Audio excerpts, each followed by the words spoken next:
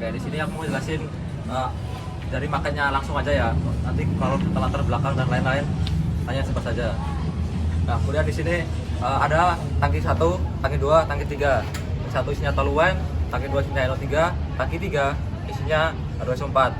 Di sini ada perbedaan atapnya. Kenapa? Di sini ada perbedaan karena toluene itu dia non volatil, jadi dia bisa pakai ini. Terus kemudian sifatnya itu lebih stabil, dia nggak higroskopik, jadi pakai ini tuh udah cukup.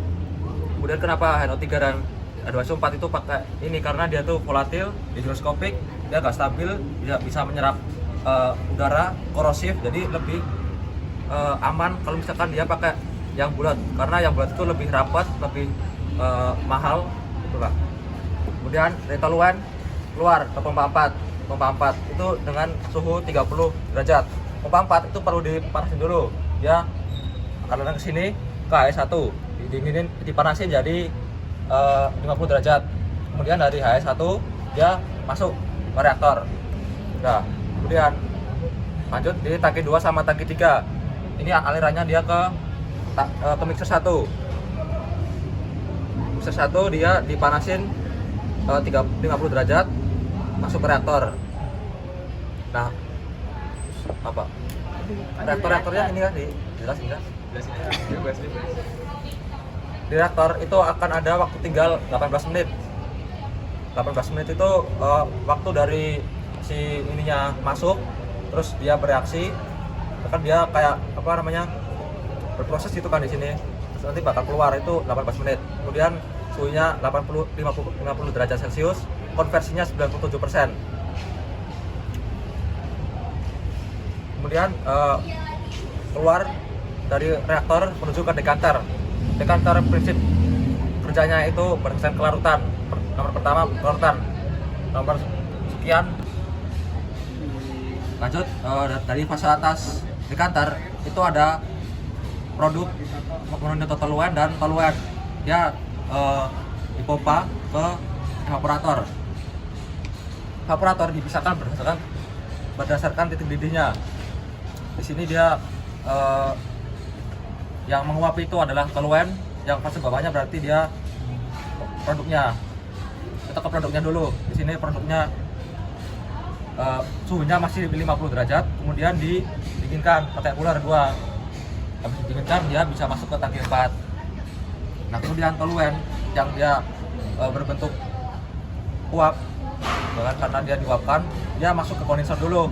Di situ ada perubahan suhu dari 110,1 menjadi 109,9. Kenapa di situ ada perubahan suhu yang dikit dan pakainya kondensor? Karena kondensor itu fungsinya buat mengubah fase uap menjadi fase cair. Nah, terus ada di situ namanya itu panas laten, yaitu perubahan fase yang dibutuhkan yang energinya besar yang dibutuhkan untuk berubah fase gitu. Makanya dia walaupun cuman berubah fase, tapi dia tuh walaupun dia perubahan suhunya kecil tapi perubahan energinya tuh besar. Makanya di sini masih perlu namanya cooler 2.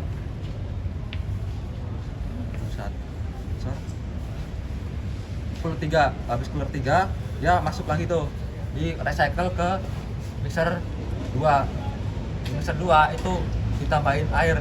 Oh ya, tadi buat keluarannya itu konsentrasinya tuh 99%. Makanya kita perlu dicairkan di mixer 2, ditambah air agar konsentrasinya pas dari 97%. Kemudian dari cooler 3 ini tadi keluarnya itu masih 50 derajat Celcius. Dan di mixer itu dia bakal disesuaikan suhunya agar nanti pas di sini 50 derajat Celcius gitu. Tadi udah. Dan di dekanter bawah. Di dekanter bawah itu isinya campuran asam. Ada H2SO4, NO3 dikit, toluene dikit, sama air.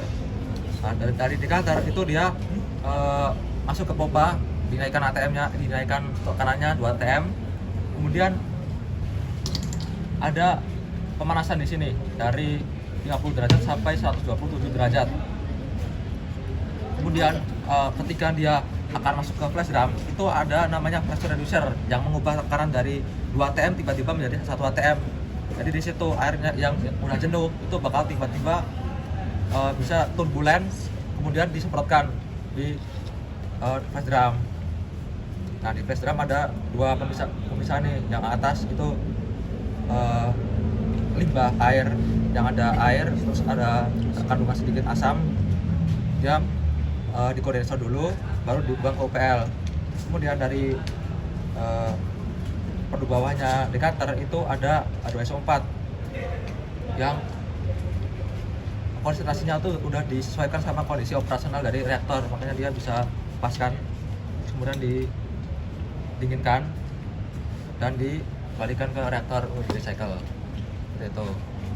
Nah tadi ada revisi nih, awalnya itu dari mixer kan, dari mixer itu ditangki dulu, tapi direvisi menjadi dari mixer langsung ke reaktor.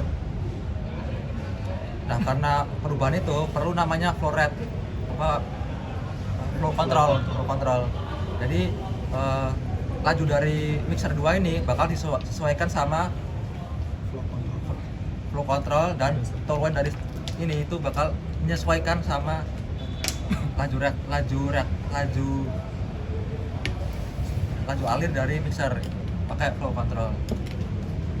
Flow controller ini bekerja dengan ratio station ya. Dia mengukur mol dari setiap laju alir. Laju alirnya di situ ada laju alir dari mixer yang pertama ya, soalnya dengan HNO3, lalu laju alir dari yang tangki 1 juga, yang dari tangki toluen. Nah, karena di sini dari mixer juga berupa toluen, maka dia dikasih ratio station juga. Ratio station ini akan mengukur mol dari setiap laju alir yang nantinya dari data mol tersebut bakal di-convert jadi laju alir.